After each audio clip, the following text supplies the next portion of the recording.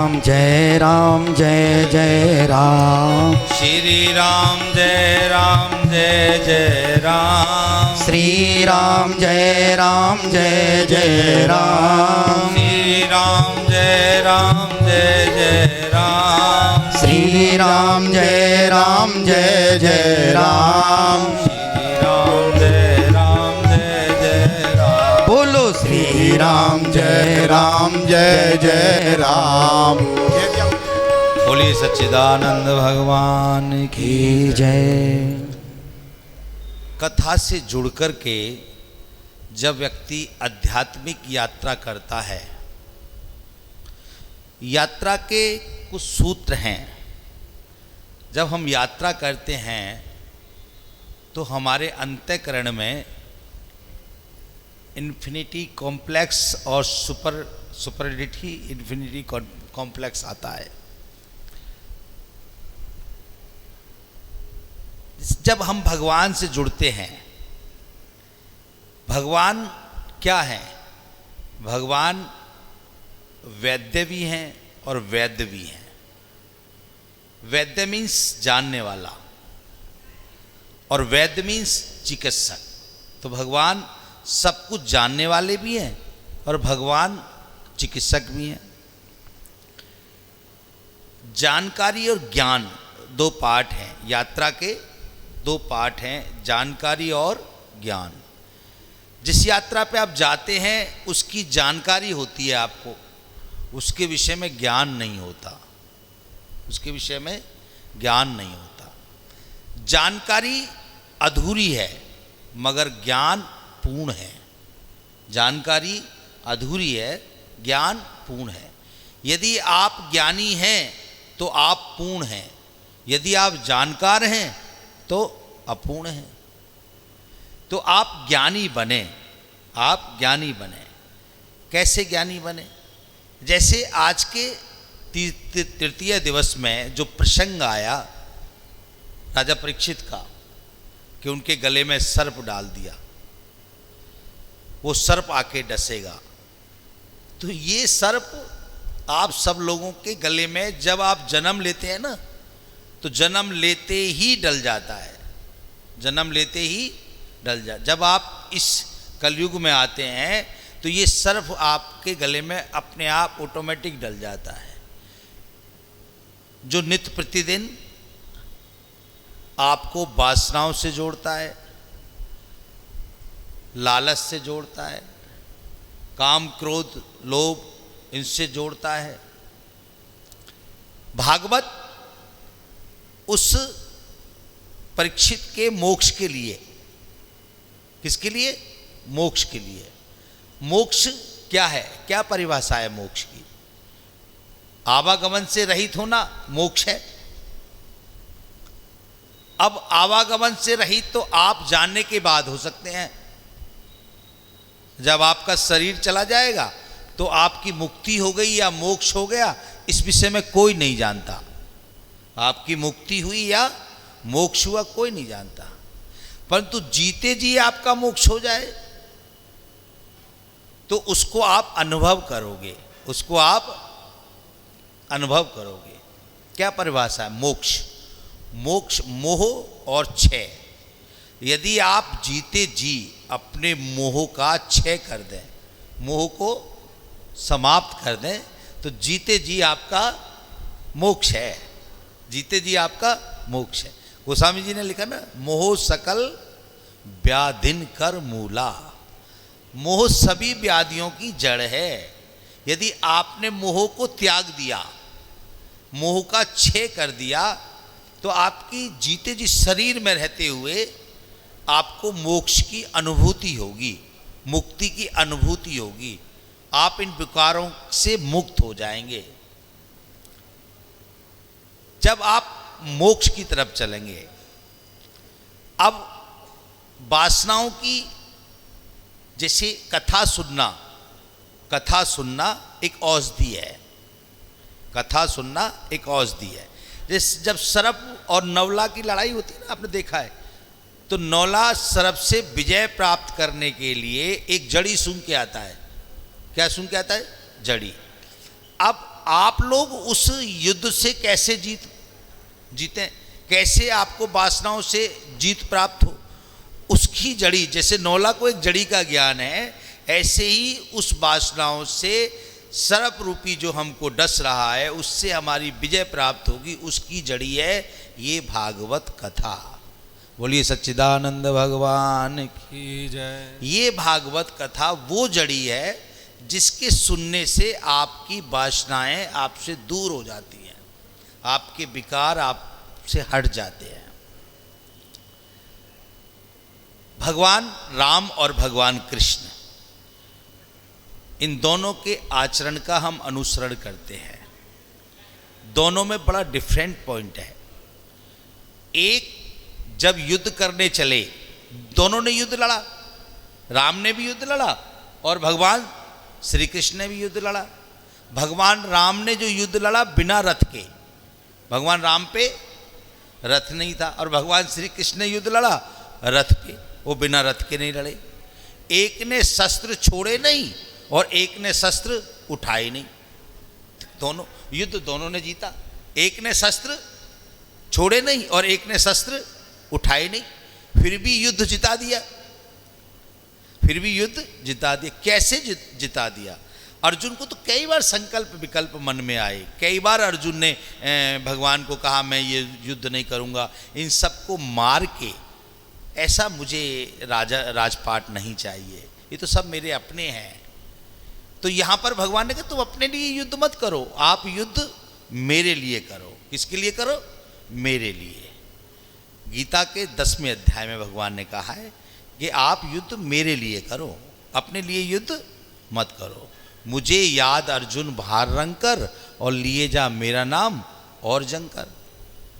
मुझे याद अर्जुन बाहर रंग कर और लिए जा मेरा नाम और जंग कर। मुझे दिल से अर्जुन भुलाना नहीं और किसी और से दिल लगाना नहीं, कल्याण हो जाएगा। तो यदि आप भगवान से जुड़ गए, भगवान से दिल लगा लिया, भगवान से प्रेम कर लिया, तो वो सर्वव्यापी हैं, वो जानने योग्य भी हैं और वो चिकित्सक भी हैं। तो अगर जो जानने योग्य है तो वो आपको जानकारी और ज्ञान दे सकता है, और जो चिकित्सक है वो आपके रोग को आपसे दूर कर सकता है। इसलिए आप भगवान से जुड़ें।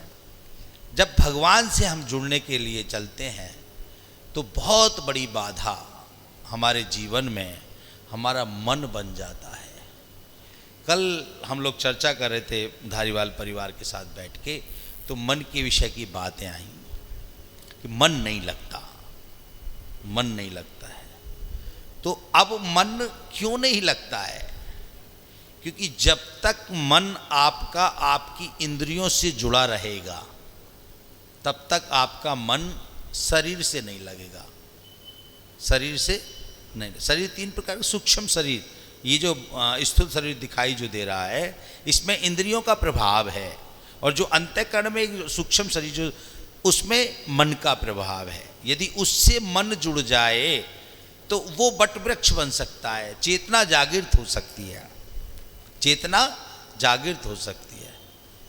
तो उससे जुड़ने के लिए आपको पहले अपने मन से जुड़ना पड़ेगा। किससे जुड़ना पड़ेगा? मन से।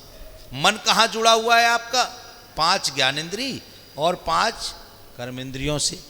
तो यदि आप चाहते हैं कि मन अंतःकरण के स्थूल शरीर से जुड़े, मन अंतःकरण की चेतना से जुड़े, मन ईश्वरी शक्तियों से जुड़े, तो सबसे पहले मन को आपको इंद्रियों से हटाना पड़ेगा। अब ये आपके बस में है नहीं, क्योंकि आप योगी नहीं हैं।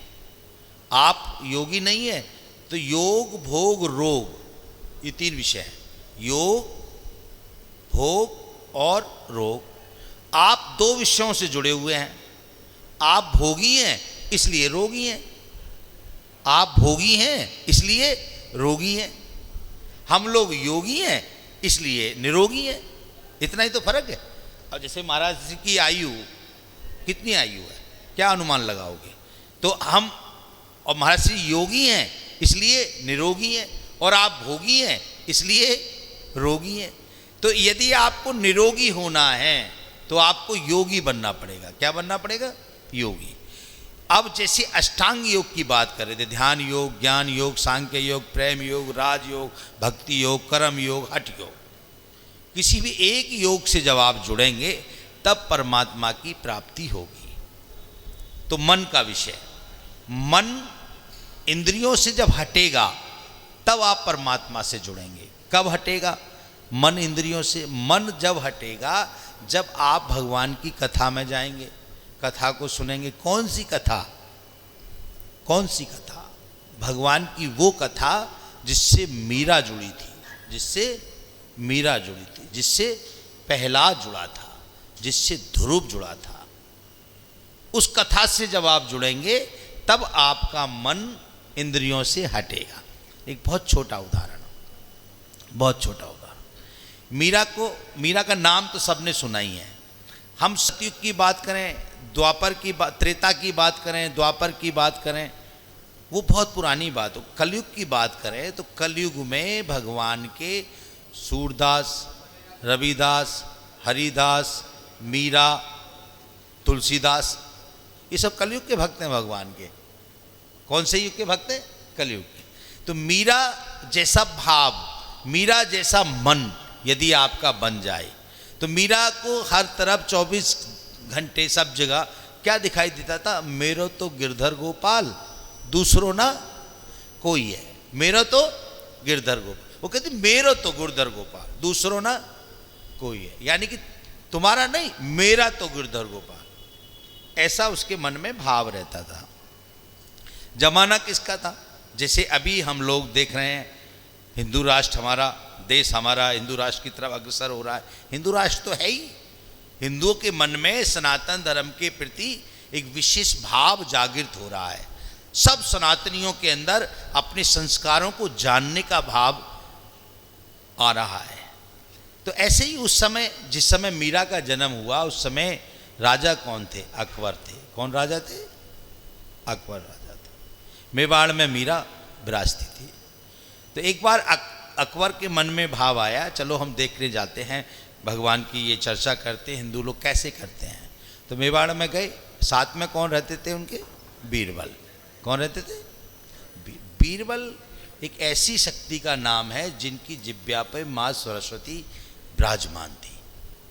चले गए। जब गए उधर निकले तो वो मंदिर में बैठ के मीरा भगवान का स्मरण कर रही थी कि मेरे तो गिरधर गोपाल है, दूसरों ना कोई है। या कोई मंत्र या कोई सूत्र या कोई उपदेश भगवान का स्मरण कर रही थी। जैसे अभी 2 मिनट हम भगवान का नाम ले रहे थे, श्री राम जय राम। या भागवत में श्री कृष्ण गोविंद हरे मुरारे, हे नाथ नारायण वासुदेवा, ऐसे स्मरण कर रही थी। उन्होंने घोड़ा को रोका और कहा ये बीरबल क्या कर रही है? बोले ये भगवान का स्मरण कर रही है। भगवान का स्मरण। कौन भगवान? कैसा भगवान? क्या इसने देखा है? बोले नहीं देखा। कौन से भगवान का स्मरण कर रही है? का भगवान श्री कृष्ण का स्मरण कर रही है। कौन थे श्री कृष्ण? श्री कृष्ण वो शक्ति थी जिन्होंने बाल अवस्था में पूतना का वध कर दिया, बाल अवस्था में गोवर्धन को उठा लिया, बाल अवस्था में ही अपने आप को भगवान कहलवा लिया। वो थे श्री कृष्ण। तो इसने देखा है उनको? बोले नहीं देखा। ये जानती है उनको? नहीं जानती। तो जब ये ना तो जानती है ना इसने उनको देखा है, तो ये खाली उनका नाम स्मरण कर रही है, तो क्या वो ऐसे नाम पुकारने से आ जाएंगे? जिसको तुम नहीं जानते, जिसके बारे में तुमको पता ही नहीं है, आप उसका नाम पुकारें तो क्या वो नाम पुकारने से आएगा? और आ भी जाएगा तो कैसे पहचानोगे? बोले हमारे यहाँ सनातन धर्म में ये परंपरा है, जब हम अपने ईश्वर का, अपने भगवान का स्मरण करते हैं, तो उनका नाम स्मरण करते हैं, तो वो स्वयं चल करके आते हैं और भक्तों से, भक्तों की समस्या का समाधान करके चले जाते हैं कि मैं नहीं मानता, मैं नहीं मानता। आप ये प्रमाणित करके दिखाओ कि वो कैसे आते हैं, ये प्रमाणित करके दिखाओ कि वो कैसे आते हैं। ठीक है? तो राजा का जब आदेश होता है तो मंत्री यदि प्रमाणित ना करे तो नौकरी गई, और प्रमाणित करे तो कैसे प्रमाणित करे कि भगवान श्री कृष्ण आएंगे? तो जब संकट आता है व्यक्ति के जीवन काल में तो उसको 3 चीज याद आती हैं। संकट में कितनी चीज याद आती है? 3 चीज। संकट में सबसे पहले परमात्मा ही याद आते हैं। सबसे पहले संकट में व्यक्ति मंदिर जाता है, मंदिर के पुजारियों से मिलता है, मंदिर के ब्राह्मणों से मिलता है, उनके चरण स्पर्श करता है, दक्षिणा देता है कि भाई मेरी इस समस्या का समाधान कर दो। जब उनसे समाधान नहीं होता तब वो फिर अपने माता पिता के पास आता है कि अब इसका मैं क्या करूं। जब माता पिता से भी समाधान नहीं होता तो लास्ट में वो फिर किसके पास आता है? अपने गुरु के पास आता है। किसके पास आता? गुरु के पास, कि अब तो गुरुदेव आप ही हैं, आप ही इसका समाधान करिए। तो जब उन्होंने देखा मैं कैसे प्रमाणित करूं कि भगवान आएंगे, नाम पुकारने से आएंगे, तो अपने गुरु के पास गए। उनकी गुरु थी माता सरस्वती। कौन थी? जिब्या पे विराजमान, आशीर्वाद। जो अच्छे गुरु होते हैं, जो सिद्ध पुरुष होते हैं, जो सद्गुरु होते हैं, वो शिष्य के सिर पे हाथ रख के उसे ब्रह्म ज्ञान दे देते हैं। क्या देते हैं? ब्रह्म ज्ञान। तो उन्होंने जब स्मरण किया, प्रकट क्या इच्छा कुछ नहीं है, ऐसे ऐसे समस्या है, तो सिर पे हाथ रखा और ब्रह्म ज्ञान दे दिया। और ब्रह्म ज्ञान को प्राप्त करके सीधे खजाने में दौड़े। कहाँ दौड़े? खजाने में। और खजाने से एक थैला लिया नोटों का भरा हुआ और एक जंगल की तरफ दौड़ गए। जंगल में जाने से पहले एक छोटा सा गांव पड़ा, नगर। उस नगर के एक बहुत गरीब व्यक्ति के पास गए और एक बूढ़ी माई को लिया और बोले, माँ तू यहाँ बैठ जा चौराहे पर और मेरे कहने से एक नाम की जप रट लगा दे। क्या करना है? बोले ये धन रख पहले। तो धन दे दिया। क्या रट लगानी है? अकबर अकबर अकबर अकबर, ये धुन लगा दे। ठीक है। अब वो चौराहे पे बैठ गई, अकबर अकबर अकबर अकबर कहती रही। कुछ खाना नहीं है, कुछ पीना नहीं है। एक दिन व्यतीत हो गया, 2 दिन व्यतीत हो गए। जब 3-4 दिन व्यतीत हो गए तो पूरे शहर में, पूरे नगर में हल्ला हुआ कि भाई अकबर तुम्हारे राज में ये कौन दुखी है जो तुमको याद कर रहा है, तुम जाकर के उसकी समस्या का समाधान करिए। तो जो राजा होता है, जब उसके नाम को पुकारा जाता है तो नाम का हर व्यक्ति को एक भय है कि मेरा नाम खराब ना हो जाए। तो तुरंत बीरबल को बुलाया और नंगे पैर दौड़े। कैसे दौड़े? नंगे पैर। और आकर के कहा, हे माँ तू जिसे याद कर रही है वो तेरे सामने खड़ा है, क्या तेरी इच्छा है? बीरबल मुस्कुराई। उस बूढ़ी माँ ने नेत्र खोल करके देखा, वो तो उनको जानती भी नहीं थी। बीरबल की तरफ देखा। बीरबल ने कहा, प्रभु इसने केवल आपके नाम को पुकारा है, ना आप इसे जानते हो ना ये आपको जानती है, खाली नाम सुन करके आप नग्न पैर आए हो और इससे पूछ रहे हो बोल तेरी क्या इच्छा है। ऐसे ही हमारा परमात्मा जब हम उसको पुकारते हैं तो वो ऐसे नग्न पैर चल करके आता है और आकर के कहता है बोलिए आपकी क्या इच्छा। ये प्रमाण है। भगवान को पुकारा प्रहलाद ने, खम्मा से प्रकट हो गए। भगवान को जिसने भी पुकारा और जिस स्वरूप में पुकारा उसी में प्रकट हो गए। नामदेव ने कुत्ते के रूप में भगवान का दर्शन कर लिया। तो जिस रूप में भी आप भगवान को पुकारोगे उसी रूप में भगवान आपको दर्शन देंगे। इसलिए भगवान वैद्य भी हैं और वैद्य भी है, जानने योग्य भी हैं और चिकित्सक भी हैं। तो आपको ये सूत्र समझने। अब मन की बात, मन कैसे भगवान से जुड़े, जो मीरा की तरह आपको अपने मन को पूरी तरीके से समर्पित करना पड़ेगा। मन 5 ज्ञानेंद्रियों से जुड़ा हुआ है। यदि मन को कंट्रोल में करना है तो सबसे पहले आपको नेत्रों को कंट्रोल में करना पड़ेगा। किसको कंट्रोल में करना पड़ेगा? नेत्रों को। यदि आपने अपने नेत्रों को संयमित कर लिया तो आपका मन संयमित हो जाएगा। जैसे नेत्र जिस चित्र को देखते हैं वैसा भाव आता है मन में। तो यदि नेत्र अच्छे चित्र देखें तो मन में अच्छा भाव आएगा। या समदृष्टि हो जाए, या नेत्र समदृष्टि हो जाए कि किसी भी चित्र को देखने के बाद हमें भगवान ही नजर आए। जिधर देखता हूँ तू ही तू नजर आता है, जिधर देखता हूँ तू ही तू नजर आता है। तो हम समदृष्टि हो जाएं तो भी हमारा जीवन सफल हो जाएगा। तो नेत्रों को पहले हमें संयमित करना होगा। इसलिए ऋषि मुनियों ने साधना नेत्र बंद करके की, क्योंकि प्रकृति और पुरुष इन दोनों का बहुत आकर्षण है। इन दोनों का बहुत आकर्षण है। प्रकृति जानकारी है और पुरुष ज्ञान है। प्रकृति कौन है? जानकारी। और पुरुष ज्ञान है। प्रकृति में जितना आप जानते चले जाएंगे वो जानकारी उतनी आपको अधूरी नजर आएगी। और पुरुष क्या है? ज्ञान है। और जैसे आपको ज्ञान होता चला जाएगा वैसे आपको पूर्णता आती चली जाएगी, पूर्णता आती चली जाएगी। जैसे आप घर बनाते ना, वास्तु एक सब्जेक्ट है। क्या एक सब्जेक्ट है? वास्तु। क्या नाम है उसका?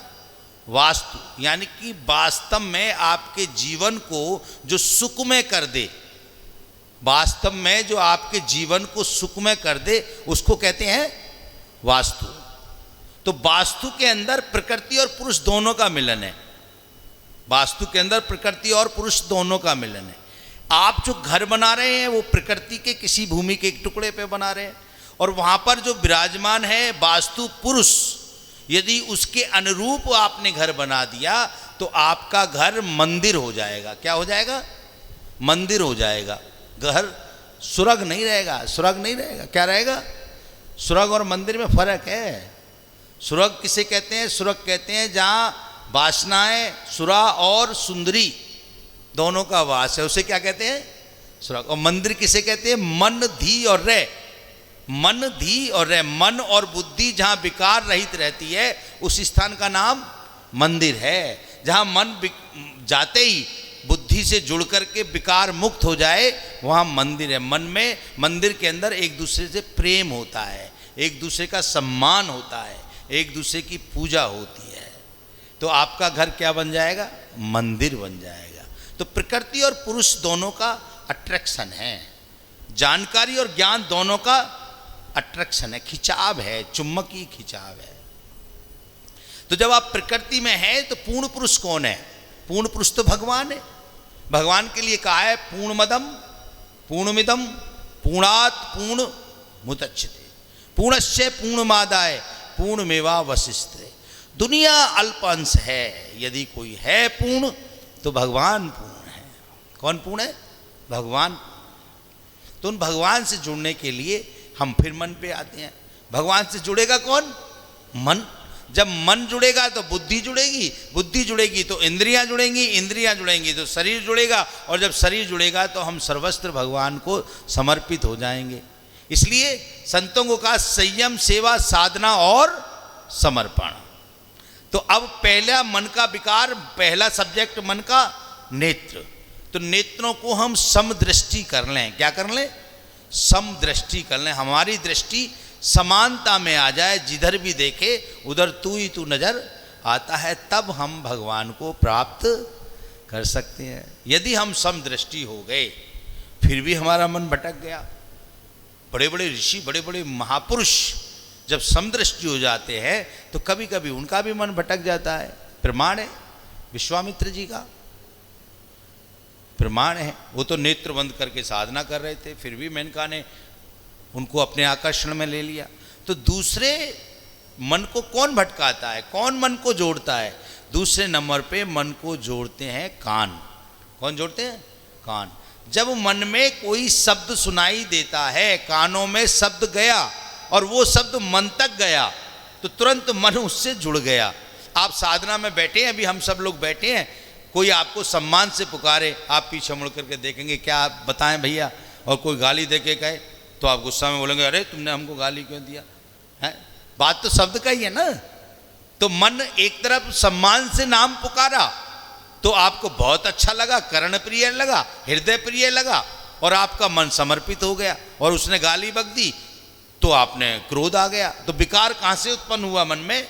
कान से। इसलिए महापुरुषों ने एकांतवास, कोई चर्चा नहीं, कोई आवाज नहीं, कोई साउंड नहीं, इसलिए चुना। तो आपको जो कान को यदि वश में करना है तो आपको भजन करना पड़ेगा। क्या करना पड़ेगा? भजन। भजन का मतलब है भज मन, भज मन, यानी मन आपका जिसको भजे वही भजन है। मन आपका जिसको भजे वही भजन है। तो मन को आपको किसी ना किसी सूत्र को भजने में लगाना पड़ेगा, तब आप भगवान को प्राप्त कर सकते हैं। यदि आपने कानों को भी वश में कर लिया फिर भी मन भटक गया तो फिर मन को भटकाती है गंध। क्या भटकाती है? गंध। गंध आती है नाक से। गंध और सुगंध दो शब्द हैं, गंध और सुगंध, यानी गंध एक शब्द है, उसके दो पार्ट हैं, सुगंध और दुर्गंध। गंध एक शब्द है, उसके दो पार्ट हैं, सुगंध और दुर्गंध। ये आपकी प्रवृत्ति के ऊपर निर्भर करता है कि आप दुर्गंध को एक्सेप्ट करते हो, स्वीकार करते हो, या सुगंध को स्वीकार करते हो। यदि आप सुगंध को स्वीकार कर लोगे तो परमात्मा के बहुत प्रिय भक्त बन जाओगे। यदि आप दुर्गंध को स्वीकार कर लोगे तो भगवान आ तो जाएंगे दर्शन देने, परंतु आप राक्षस प्रवृत्ति में चले जाओगे। वरदान तो राक्षसों को भी दिया है, वरदान तो राक्षसों को भी दिया है। यदि आपने सुगंध को प्राप्त कर लिया, सुगंध से जुड़ गए, तो फिर भगवान क्या करेंगे? अभी महाराज श्री ने एक बहुत सुंदर शब्द कहा कि भगवान भी भजन करते हैं भक्तों का। उस पर एक बहुत छोटी मुझे बात याद आई। एक बार नारद जी ने सोचा कि भगवान ध्यान करते रहते हैं, जप करते रहते हैं, तो मैं देखूँ कि करते क्या हैं। तो नारद जी भगवान नारायण के पास आए, तो नारायण ध्यान मग्न थे। तो परिक्रमा की, नेत्र खुल गए भगवान के सामने। देखा, नारद तुम क्या इच्छा है? बोले कोई इच्छा नहीं, मैं तो खाली आपके दर्शन करने आया था। तो एक डायरी रखी थी भगवान के आगे, पुस्तक। कहा भगवान ये क्या है? ये डायरी की आवश्यकता आपको किस लिए है? ये क्या है? बोले नहीं नहीं, इसमें कुछ नहीं, इसमें मेरे भक्तों का नाम है, इसमें मेरे भक्तों का नाम है। किन भक्तों का नाम है? बोले जितने भी मेरे भक्त हैं। तो नारद जी के मन में जिज्ञासा हुई कि मैं देखूं मेरा भी नाम कहीं है या नहीं है। तो वो डायरी उठा ली, ऐसे तो देंगे नहीं, उठा ली। अब पलटा पहला पन्ना, तो सबसे पहले नारद, क्योंकि नारद थे सोते बैठते उठते खाते पीते नहाते धोते आते जाते, हमेशा जो भगवान का स्मरण करते थे वो कौन थे? नारद। जो हमेशा स्मरण करे वो कौन है? नारद। तो उन्होंने देखा मैं तो भगवान का पहले नंबर का भक्त हूँ, अब तो पूरी लिस्ट पढ़ लो। तो भगवान की पूरी लिस्ट पढ़ी तो उसमें हनुमान जी का नाम नहीं। अब तो देखा हनुमान जी तो भगवान के बड़े प्रिय भक्त हैं, उनका नाम नहीं है। तो नारद ज्ञान देने वाले व्यक्तित्व का नाम है। नारद किसका नाम है? ज्ञान देने वाले व्यक्तित्व का नाम है। तो नारद जी ने किताब को तो रखा, डायरी को तो रखा, और सीधे हनुमान जी के पास। किसके पास? हनुमान जी के पास। अब हनुमान जी तो श्री राम जय जय राम, श्री राम जय जय राम। नारद जी ने प्रणाम किया, नेत्र खोले हनुमान जी ने, कहा नारद जी आप? बोले हाँ, मैं आपका दर्शन करने आया हूँ। आप श्री राम जय राम जो जप रहे हो ना, नारायण का नाम, बेकार जप रहे हो। बोले क्यों? बोले उनके यहाँ आपका कोई नाम नहीं है, कोई नाम नहीं। उन्होंने कहा ऐसे कैसे हो सकता है? बोले मैं देख के आया हूँ उनकी डायरी, उसमें आपका कोई नाम नहीं है। हनुमान जी मुस्कुराए। उन्हें कौन सी डायरी देखे आए आप जिसमें मेरा नाम नहीं है? बोले एक डायरी रखी थी उनके आगे, वो मैं देख के आया हूँ। बोले एक ही देखी, कोई और भी देखी? बोले एक ही थी। बोले एक छोटी थी, वो जेब में ही रखते हैं, किसी को दिखाते नहीं हैं, उसे देख के आओ, उसे देख के आओ। सोचा अच्छा, संसार में कलयुग में दो तरीके का काम होता है, कच्चे पक्के का। वहां पे भी कच्चा पक्का। दौड़े, नारायण तो अपना ध्यान मग्न थे। अब परिक्रमा की, सोचा वो डायरी जब बड़ी वाली बड़ी मुश्किल में देखी, छोटी वाली तो दिखाएंगे ही नहीं। तो ऐसे परिक्रमा करते करते करते करते और वो डायरी यहाँ से फट से निकाल ली। भगवान के नेत्र खुले। उन्होंने कहा नारद क्या कर रहे हो? बोले प्रभु ये क्या है? बोले ये भी डायरी है। बोले इसमें क्या है? बोले इसमें भी नाम है भक्तों के। उसको देखा तो उसमें सबसे पहले हनुमान जी का नाम, नारद का कहीं कोई नाम ही नहीं। तो बड़ी प्रार्थना करते हुए कहा प्रभु ये क्या लीला है? उसमें सबसे पहले मेरा नाम और इसमें सबसे पहले हनुमान का नाम, उसमें हनुमान का नहीं और इसमें मेरा नहीं, क्या लीला है? तो भगवान करुणामय स्वर में कहने लगे नारद ये बड़ी वाली जो डायरी है इसमें उन भक्तों का नाम है जो सोते बैठते उठते खाते पीते नहाते धोते आते जाते मेरा स्मरण करते हैं। और भैया इस छोटी डायरी में उन भक्तों का नाम है जिनका मैं स्मरण करता हूँ, जिनका मैं स्मरण करता हूँ। तो आप ऐसे भक्त बन जाएं, आप ऐसे समर्पित हो जाएं कि भगवान आपका स्मरण करने लगे। अर्जुन का स्मरण करते थे भगवान, तभी तो अर्जुन को विजय प्राप्त कराई। तो वहां शस्त्र उठाया नहीं और वहां शस्त्र छोड़ा नहीं। तो अब मन की बात, मन कैसा बन जाए मीरा जैसा, मन कैसा बन जाए हनुमान जी जैसा। तो मन के कानों तक हम पहुंच गए, नाक तक पहुंच गए, गंध, सुगंध और दुर्गंध। अब सुगंध दुर्गंध से भी हम रहित होने के लिए बहुत इत्र, बहुत चंदन भगवान को चढ़ाने लगे, तो बहुत खुशबू आने लगी, फिर भी मन भटक गया। तो मन को भटकाती है त्वचा। कौन भटकाती है? त्वचा। त्वचा में जब किसी का स्पर्श होता है तो मन भटक जाता है। प्रकृति में जब पुरुष और प्रकृति का स्पर्श होता है तो मन भटक जाता है। जब आप प्रकृति में बैठेंगे और किसी प्रकृति के से स्पर्श होगा तो आपका मन भटक जाएगा। तो इसलिए महापुरुषों ने बागंबर, मृगशाला इनका प्रयोग किया। भाई ये आसन है हमारे, हम प्रकृति के किसी वस्तु से जुड़ेंगे नहीं तो त्वचा हमारी किसी चीज़ को स्पर्श नहीं करेगी। तो आपका ऐसा भाव आ जाना चाहिए, तब आप भगवान को प्राप्त कर सकते हैं। अब त्वचा के लिए त्वचा भी आपने कंट्रोल में कर ली, फिर भी इतने ब्राह्मण हमारे बैठे हुए हैं, भागवत का मूल पाठ और पितृ गायत्री अनुष्ठान पाठ दोनों कर रहे हैं, फिर भी भक्त लोग भी इतने यहाँ बैठे, इतने सब लोग बैठे, फिर भी आपने ये सब बातें ध्यान कर ली। भाई महाराज जी से, आचार्य जी से जुड़ गए, अब हम नेत्र भी महाराज जी को देखते रहेंगे, भगवान को देखते रहेंगे, फिर भी मन कहीं ना कहीं आपका भगवान से जुड़ के लास्ट मोमेंट में फिर भी भटक जाता है। तो अब क्या रह गया भटकाने के लिए? अब तो सब चीज़ कंट्रोल कर ली, सब चीज़ संयमित कर ली। अब लास्ट मोमेंट में भगवान ने देखा जब सब संयमित हो गए और अब मुझे प्राप्त करके ही छोड़ेंगे, तो एक परीक्षण और कर लो, एक परीक्षण और कर लो। तो लास्ट में मन को भटका देती है जिब्या।